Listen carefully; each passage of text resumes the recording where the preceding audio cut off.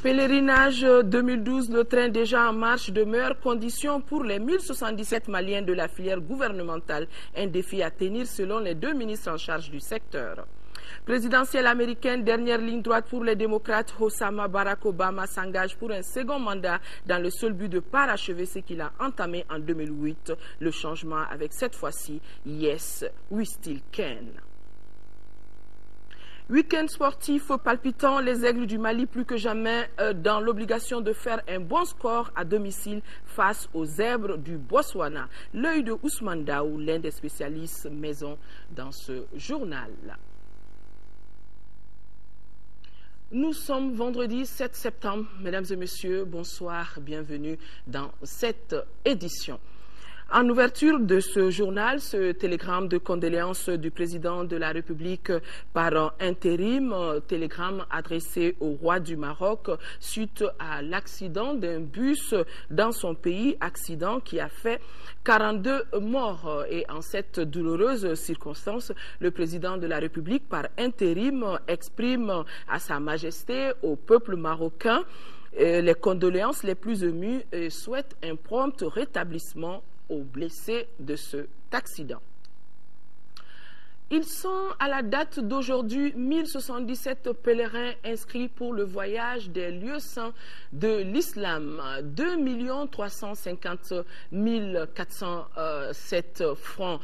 C'est le coût du voyage pour la filière gouvernementale. Et pour se rendre compte du bon déroulement des préparatifs du pèlerinage, le ministre de l'administration territoriale et de la décentralisation et celui en charge des affaires religieuses et du culte se sont rendus à la maison du Hajj pour discuter avec la direction générale, le personnel et bien entendu les agences de voyage. Mahamadou Doumbia, compte rendu. À la maison du Hajj, les préparatifs du pèlerinage 2012 à la Mecque vont bon train.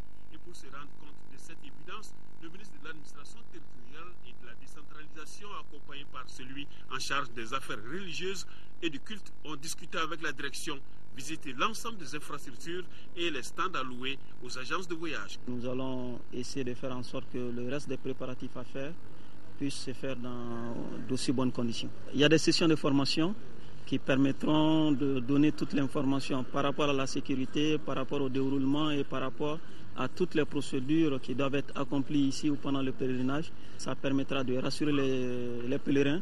Il y aura aussi une forte délégation d'encadrement financée par le gouvernement. L'encadrement va comporter une cinquantaine de personnes.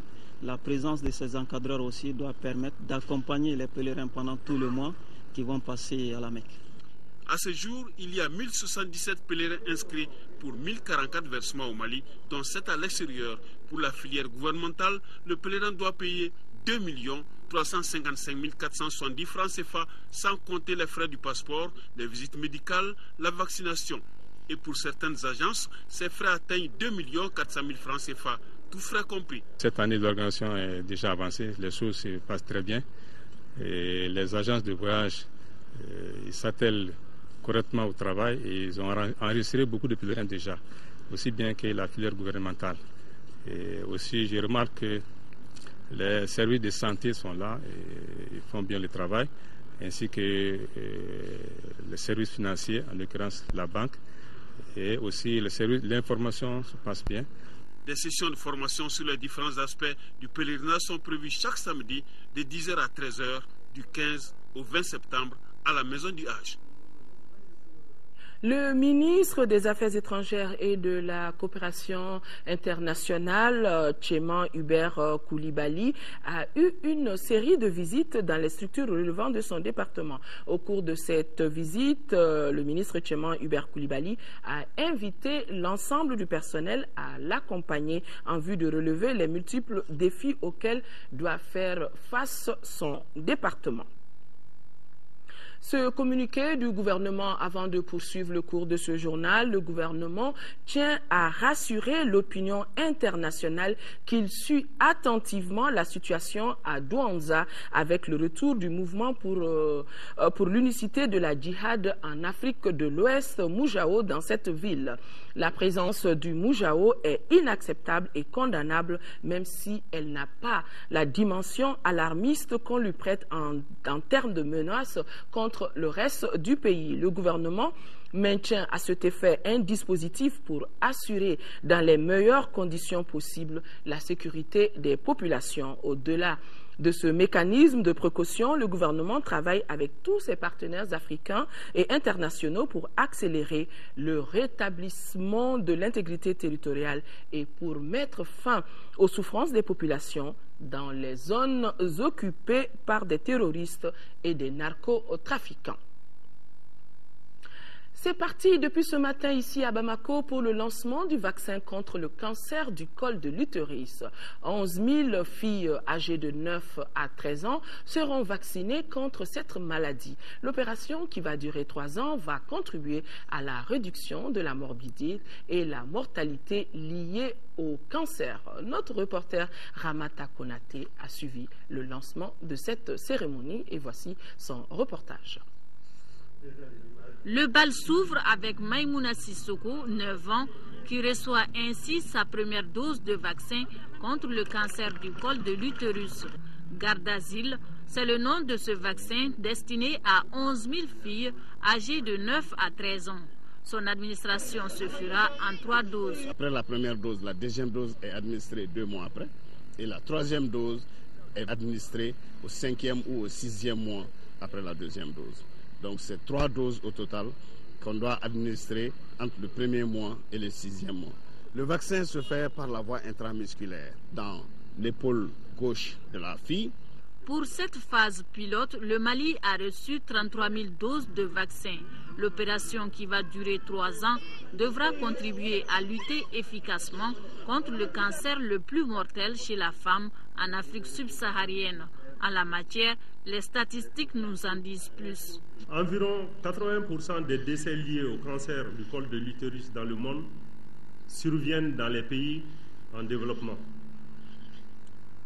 En 2008, selon l'Organisation mondiale de la santé, le taux d'incidence annuel standardisé selon l'âge était de 38% environ pour 100 000 femmes en Afrique de l'Ouest, contre 5,7 pour 100 000 femmes aux États-Unis.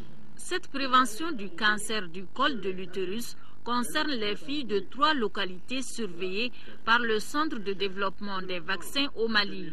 Il s'agit des quartiers de Djikoroni-Para et Bankoni à Bamako et du village de Narena dans le cercle de Kangaba. Le Royaume des Pays-Bas au secours des secteurs de l'éducation et de la santé de notre pays. Les Pays-Bas viennent de mettre à la disposition de 4 consortiums d'ONG évoluant dans ces secteurs une enveloppe de 6,7 milliards de francs CFA. Ce programme, qui a été lancé ce matin par une signature de convention, ce programme renforcera les conditions de vie des populations rurales de certaines régions de notre pays. Abdrahman Meiga, compte rendu. 6,7 milliards de francs CFA pour consolider les acquis du projet d'investissement du secteur de l'éducation et du programme décennal de développement socio-sanitaire dans 5 capitales régionales du Mali et le district de Bamako. Voilà en substance l'objectif du programme d'appui au développement des secteurs sociaux de base dans les domaines de l'éducation et de la santé. Financé entièrement par le Royaume des Pays-Bas au Mali pour une durée d'1 an, ce programme sera mis en œuvre à travers 4 consortiums composés exclusivement d'organisations non gouvernementales. Il s'agit des consortiums ICO, Enda Mali et Wale pour la région de Ségou, Plan Mali World Education et SAF pour le district de Bamako, car Aide et Action et Handicap International pour les régions de Sikasso et de Mopti. Le dernier consortium se compose du groupe Pivot Santé Population de la coalition EPT et Sex Diara pour les régions de Sikasso et de Koulikoro. Ensemble, ces 4 consortiums bénéficiaires vont travailler pour relever les défis prioritaires dans les secteurs de l'éducation et de la santé. Exemple, le renforcement de la synergie entre l'État, les partenaires et les organisations non gouvernementales évoluant dans le secteur, le renforcement du contrôle par la population de la qualité des services rendus par les services sociaux de base et enfin le renforcement de la dévolution préconisée au Mali. Un ensemble d'activités qui permettront certainement à ce nouveau-né d'atteindre les objectifs escomptés qui sont le renforcement et la consolidation des acquis des domaines de l'éducation et de la santé, tout en assurant la mise en œuvre correcte des plans opérationnels des projets de développement socio-économique et culturel des collectivités territoriales. Le Mali, à l'instar de la communauté internationale, célébrera demain, 8 septembre, la journée de l'alphabétisation. Le thème retenu cette année par les autorités est alphabétisation, paix, solidarité et patriotisme. Le choix de ce thème s'explique par l'occupation des régions du Nord par les bandits armés et à l'occasion de cette journée, le ministre de l'Éducation, de l'alphabétisation et de la promotion des langues nationales a fait un message. Nous vous proposons de suivre un extrait donc, de ce message qui a été recueilli par Tchemoko Konaté. Chers compatriotes, l'analphabétisme progresse. On compte aujourd'hui 5 342 000 personnes qui ne savent ni lire ni écrire dans une langue quelconque. Ce chiffre est inquiétant et inacceptable. Sans paix, chers compatriotes, il n'y a point de développement. Et le développement passe nécessairement par une bonne formation des ressources humaines. Par ailleurs, pour gagner ce pari, il est indispensable d'accorder le maximum d'attention à l'alphabétisation et de promouvoir une nouvelle citoyenneté afin de développer aussi une solidarité envers toutes nos populations pour un engagement résolu dans la solution de la crise du Nord. Toujours dans le domaine de l'éducation, cérémonie de départ de 100 bénéficiaires de bourses marocaines au titre de l'année académique 2012-2013. Ces étudiants vont étudier dans divers domaines tels le droit public, les sciences économiques et de gestion, les mathématiques et la médecine. Fademba Keita nous en parle. Au total, 298 postulants, toutes séries confondues, ont pris part à la compétition. La procédure de présélection a consisté à classer les postulants par série et par ordre de mérite selon la moyenne obtenue au bac. Le seul critère est d'avoir au moins la mention assez bien au baccalauréat malien. Les 100 boursiers sélectionnés étudieront dans 21 filières retenues par la partie marocaine. Il s'agit notamment des sciences économiques et de gestion, des sciences agronomiques et vétérinaires, des sciences de la terre et de l'univers. L'offre des bourses marocaines a doublé suite à la visite effectuée par le Premier ministre Cheikh Modibo Diarra en terre sainte du Maroc. Cette cérémonie reflète la qualité exemplaire de la coopération entre les deux pays. Ce partenariat, qui remonte loin dans le temps, se manifeste dans plusieurs domaines. Pour les étudiants maliens, ils seront les ambassadeurs du Mali au Maroc. Donc, ils auront tout ce qu'ils veulent au Maroc, la meilleure formation adéquate. Ils seront les hommes et les femmes de demain. Donc, ils doivent relever les défis qui pourraient se présenter, non pas au Mali, mais dans tous les pays du monde. Les étudiants retenus pour le Maroc au compte de l'année académique 2012-2013 promettent de faire honneur à leur pays, le Mali. Je conseille les autres étudiants de ne pas oublier pourquoi ils sont partis là-bas. Les boursiers maliens s'envolent le 14 septembre pour les différents établissements publics de formation du Maroc.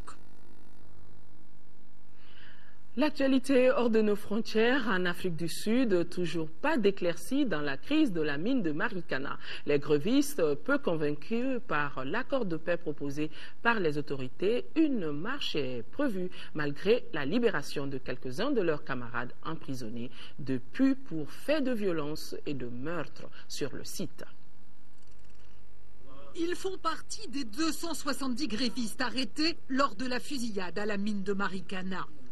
Après 3 semaines derrière les barreaux, le dernier groupe de mineurs a été relâché hier. Tous restent hantés par le drame qui a coûté la vie à 34 de leurs collègues. J'en ai vu un qui a été touché à la jambe. Le deuxième essuyait un tir qui l'a tué. Il est tombé par terre.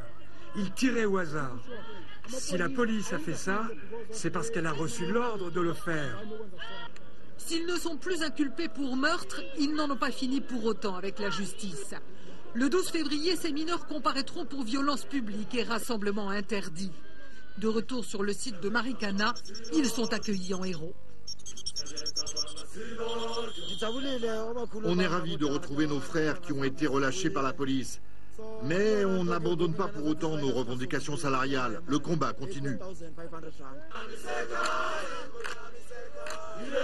Le combat pour faire passer les salaires de 400 à 1200 € par mois.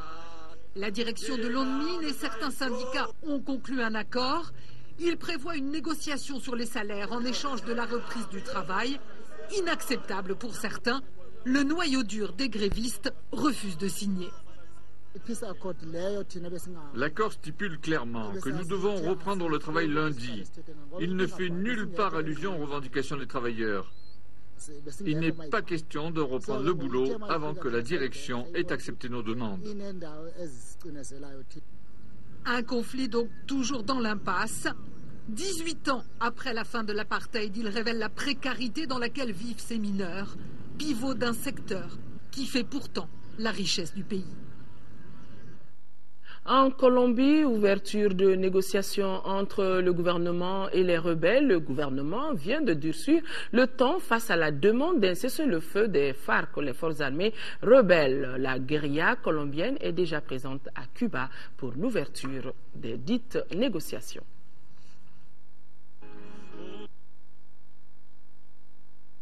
Un problème d'aiguillage en attendant que cet élément se mette en place. Je pense qu'on pourra retrouver l'élément. Le crooner latino Marc Anthony, une star aux États-Unis, entonne l'hymne national.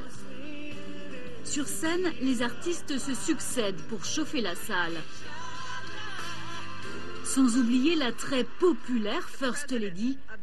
Jeudi, les démocrates ont déployé la mécanique des grands soirs pour le clou de leur convention, le discours d'investiture de Barack Obama.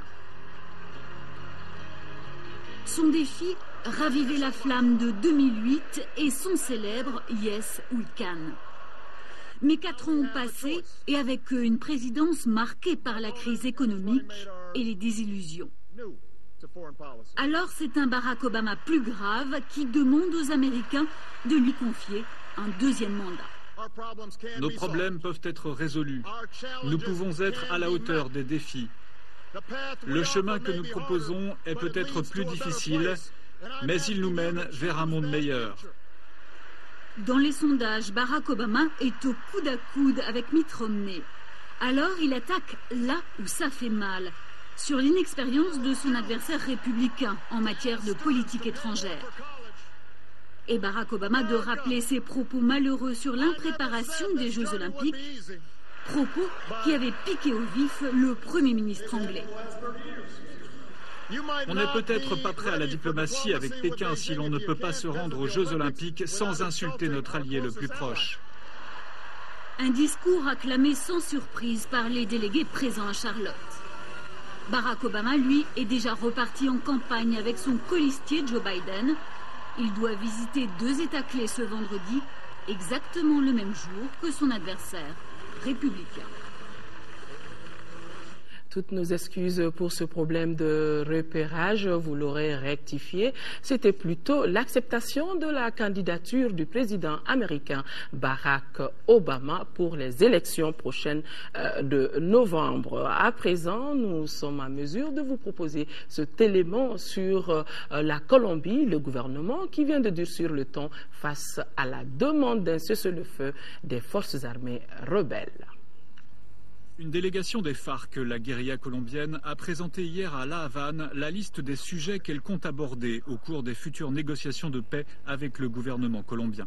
Le cessez-le-feu arrive en tête. Le cessez-le-feu, nous allons le demander dès que nous nous assirons à la table.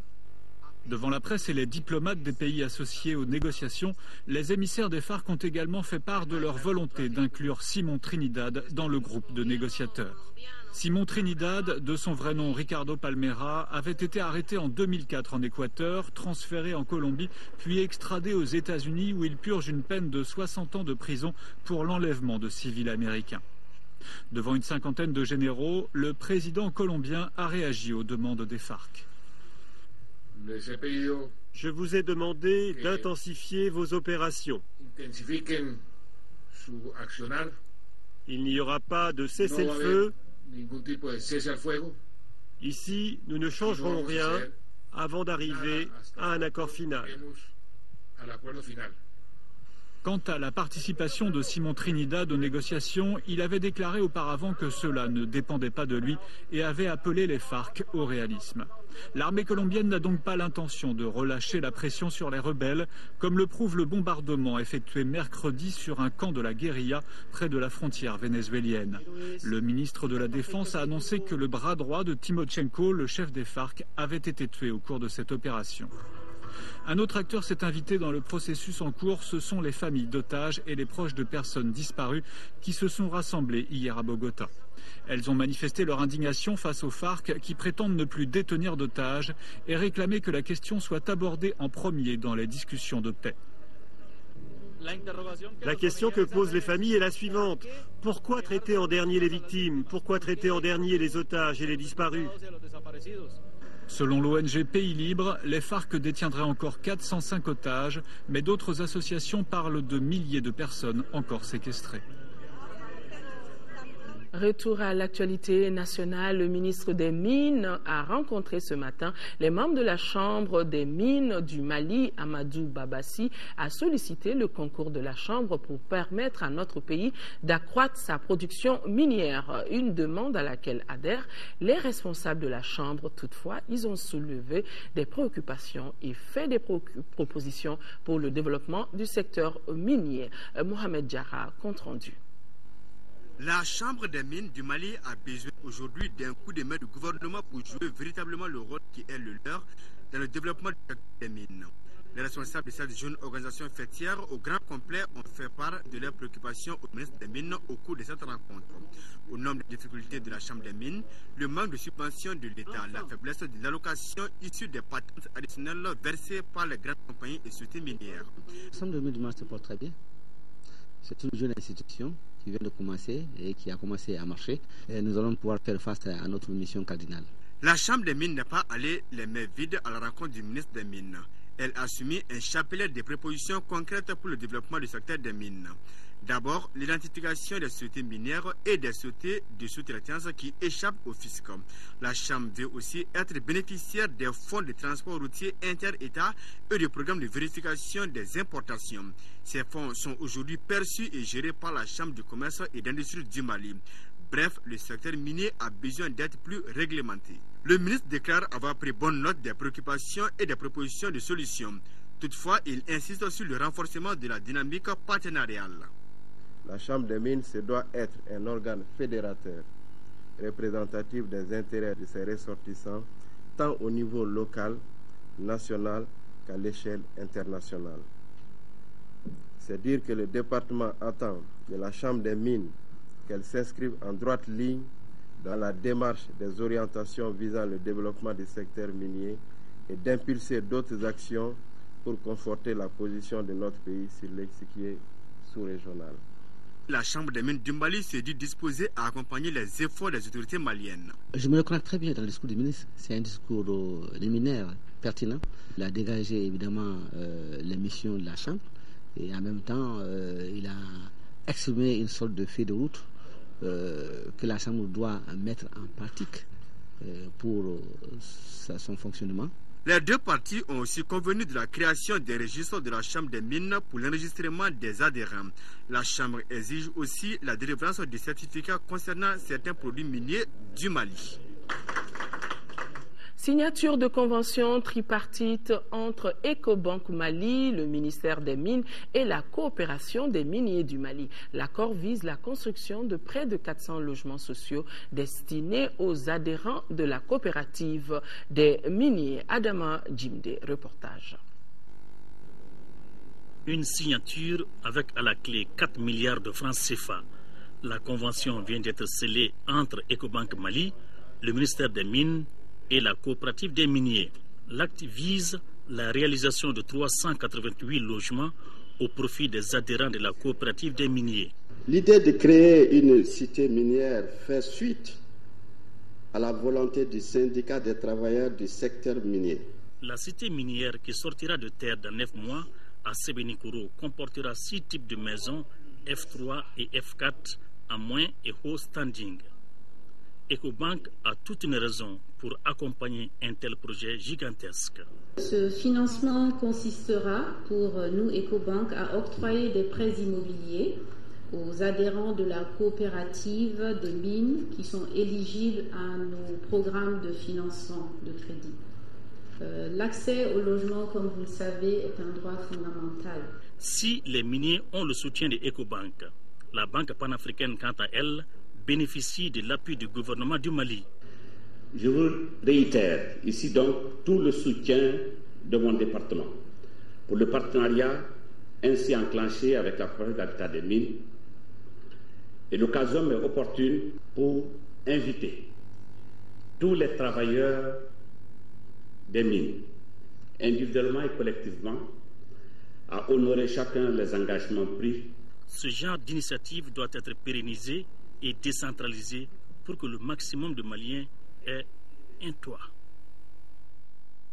Le rôle et la place de la culture dans la prévention et la résolution des conflits, c'est autour de ce thème que le ministre de la Culture a rencontré les regroupements des opérateurs culturels et les partenaires sociaux. Tous sont unanimes que l'art est universel, mais la culture est locale. Pour cette raison, la culture a été et demeure et restera aussi l'un des facteurs d'unité, de cohésion. Voilà ce que nous dit dans ce reportage signé Alpha Meiga.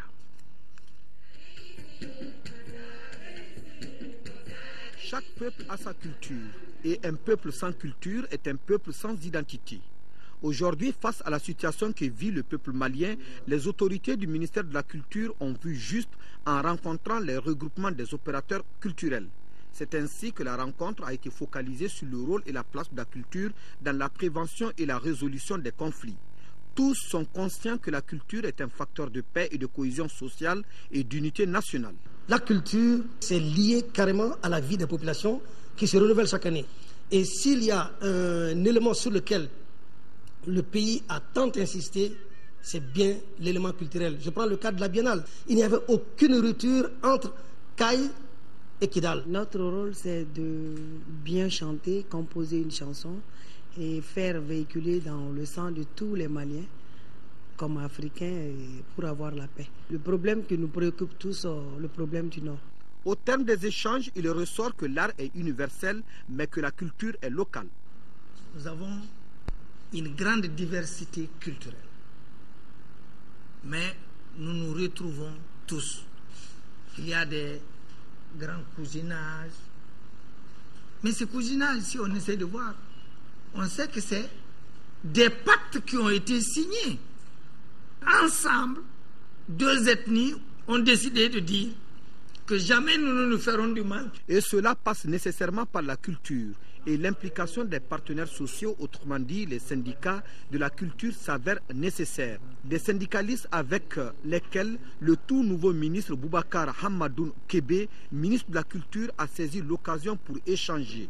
Au centre des entretiens, la culture qui a pour socle le brassage des différentes ethnies du Mali. Un Mali pluriel, uni et solidaire.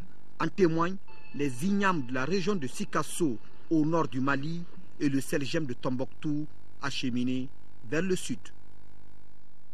En parlant des ignames de Sikasso, la transition, elle est toute trouvée pour parler de cette activité de la Direction régionale de l'agriculture et la société spécialisée dans la distribution des semences de maïs hybrides auprès des producteurs de la 3e région. Les deux entités viennent d'organiser une visite de parcelles dans les communes de Sikasso et Diomanténé avec les producteurs. Reportage depuis Sikasso de notre correspondant Daouda Djakité. La présente visite interpaysanne organisée par la Direction régionale de l'agriculture en partenariat avec le programme BADAR, société fournisseur de semences au Mali dans les communes de Sikasso et de Diomaténé, vise à sensibiliser et promouvoir les nouvelles variétés de maïs améliorées et pallier la problématique de semences en milieu paysan. Sikasso regorge plus de 80% de la production nationale en termes de maïs. Et aujourd'hui, le problème qui se pose aux paysans, c'est d'avoir des intrants de très bonne qualité, notamment les semences. Aujourd'hui, la technologie de pointe, ce sont les hybrides. À travers ce cadre de partenariat, le programme BADAR, qui œuvre dans le cadre de l'amélioration du rendement des producteurs, voudrait accompagner la politique gouvernementale dans l'atteinte de l'autosuffisance alimentaire par la diversification des semences. Les céréales aussi occupant une bonne place. Donc nous avons jugé nécessaire de donner, c'est-à-dire aux producteurs, des semences de maïs hybrides de qualité. De Diomatene sur les parcelles de démonstration en passant par Nankundiasa, l'espoir d'un rendement meilleur était perceptible. Au-delà des sentiments de satisfaction, les producteurs ont fait part de certaines contraintes relatives au coût un peu élevé, mais aussi le retard dans l'approvisionnement. Sport, football, week-end des plus palpitants pour nous ici à Bamako, dans le cadre des éliminatoires allées de la CAN 2013. Le Mali reçoit ce samedi le Botswana au stade du 26 mars. Les Aigles sont dans l'obligation de faire un bon résultat avant le match retour prévu au mois d'octobre. C'est pourquoi cette rencontre doit être abordée comme une finale de coupe qui garantira le ticket à la phase finale de la CAN en Afrique du Sud. Ousmane Daou a des éléments pour soutenir cet argumentaire. Ce Mali-Botswana a un accent de finale parce que le vainqueur de cette double confrontation validera son ticket pour la CAN 2013. Cette rencontre sera aussi celle des retrouvailles entre Maliens et Botswanais qui se sont rencontrés en phase de groupe de la CAN 2012. Dans l'histoire, les deux pays se sont affrontés à 3 reprises. À chaque fois, les Aigles ont dominé les Zèbres. La première fois, lors des éliminatoires de la CAN 96, victoire 3-1 du Mali à Gaborone et 3-0 à Bamako. La dernière victoire date du 1er février dernier, 2-1 à Libreville. Mais cette fois, les données changent du fait que les Aigles reçoivent le match aller. Pour espérer jouer la CAN 2013, les choses sont très claires. Faire le maximum à Bamako pour bien négocier le match retour face à une formation qui est quasiment intraitable à domicile depuis quelques années. Les Zèbres l'ont prouvé lors des dernières éliminatoires à la CAN, ne concédant aucune défaite chez eux. C'est dire que ce Mali-Botswana ne sera pas une partie de plaisir. Ça va se jouer sur 2 matchs, donc il faut absolument gagner ces matchs-là. Et après, si on a la chance de faire la différence au niveau de but, il ne faut pas s'en priver. Il faut attendre samedi pour vraiment juger l'équipe. Mais je pense que par rapport au match contre l'Algérie, le niveau de l'équipe n'a pas baissé. On n'a pas droit à l'erreur. Et en plus, compte tenu de tout ce que l'équipe a montré de la dernière CAN jusqu'à aujourd'hui, je pense qu'on est en train de franchir un cran. Et j'espère que le samedi, ça sera encore une belle aventure à rêver et à espérer de prendre le dessus sur le Botswana ici à Bamako. Dans le football moderne, il n'y a pas une petite équipe. Quand on regarde qu'ils se sont qualifiés en étant premiers de leur groupe pour la CAN 2012, c'est une équipe à ne pas surtout de le prendre à la légère. Pour ce faire, les Aigles ont besoin du soutien de toutes les composantes de notre football pour rester dans la dynamique de la CAN 2012. Oublier les clivages et les différends, unis face à un défi commun, regarder dans la même direction, c'est à ce seul prix qu'ils viendront à bout des Zèbres du Botswana ce samedi, ici à Bamako. Espérons tout simplement que le spectacle sera au rendez-vous et suivi d'une victoire des Aigles. Ce communiqué qui tient à titre de dernier rappel, le ministre de la Défense et des Anciens Combattants rappelle au personnel officiers, sous-officiers et militaires du rang du 33e régiment des commandos parachutistes qui ne se sont ni fait inscrire ni manifester d'aucune façon qu'ils sont invités à faire diligence au plus tard le 30 septembre 2012. Délai de rigueur auprès des brigades territoriales de gendarmerie ou au camp 1 de la gendarmerie nationale de Bamako. Passé ce délai, toute absence sera considérée comme désertion et traitée comme telle conformément aux dispositions du statut général des militaires et du code de justice militaire. Et puis nous rappelons cette information émanant du directeur général du budget concernant le paiement des salaires des travailleurs restés à Tombouctou, Gao et Kidal, et ceux en déplacement à Mopti. Ils sont informés qu'ils peuvent percevoir leur salaire du mois d'août au pôle de paiement de Mopti. Les 10 paiements débuteront lundi 10 septembre 2012 à partir de 9h et jours suivants, mardi, mercredi et jeudi au gouvernorat de Mopti. À présent, une page noire dans ce journal. Hamidou Oumar Sy, ancien diplomate, n'est plus. Il a été arraché à l'affection de tous. Cet inspecteur des services économiques de classe exceptionnelle a été accompagné à sa dernière demeure par ses amis, collègues et parents. Amadou Ouattara a suivi le cortège pour nous. Inspecteur des services économiques de son État, Hamidou Oumar Sy est né un certain 24 septembre 1942 à Mopti, où il fit ses études primaires. Après avoir décroché le baccalauréat en 1965, il entre à l'école supérieure de commerce d'Alger. Il est diplômé de cette école en 1968, d'où commence une très riche et longue carrière. Ce n'est même pas un ami, c'est un frère. On a fait tout ensemble depuis 12 ans. On est né à Mopti, on est voisins l'un l'autre, on a fait les études, on a grandi, on a dormi ensemble, on a tout fait ensemble. Durant sa carrière, il a occupé plusieurs hauts postes de 1973 à 1974, directeur général du Trésor, de 1977 à 1978, directeur des impôts et des domaines. En 1991, président directeur général de la Banque malienne de crédit et de dépôt BMCD, Hamidou Oumar Sy fut à partir de 1991 successivement ambassadeur du Mali auprès de la Côte d'Ivoire, du Libéria et de la Banque africaine de développement BAD. C'était un pilier de la famille, un bon parent. Tout le monde le regrette dans la famille. Petit, grand, femme, homme, enfant, tout le monde le regrette. Cet officier de l'ordre du mérite français, chevalier de l'ordre national du Mali et commandeur de l'ordre national de Côte d'Ivoire, repose désormais au cimetière de Nyarela et laisse derrière lui 3 orphelins. Paix à son âme, Hamidou Sy, ainsi va la vie. Nous prions tout simplement Allah subhanahu wa ta'ala de l'accueillir en son sein. Sur ce, se referme ce journal. Demain 13h et 20h, Ndeye Sissoko sera sur ce plateau et comme tous les jours, notez que jusqu'à la libération totale de notre pays, nous serons de cœur et d'action avec nos compatriotes des régions du nord du Mali vivant sous occupation. On ne les oublie pas. Merci et bon week-end à tous. Au revoir.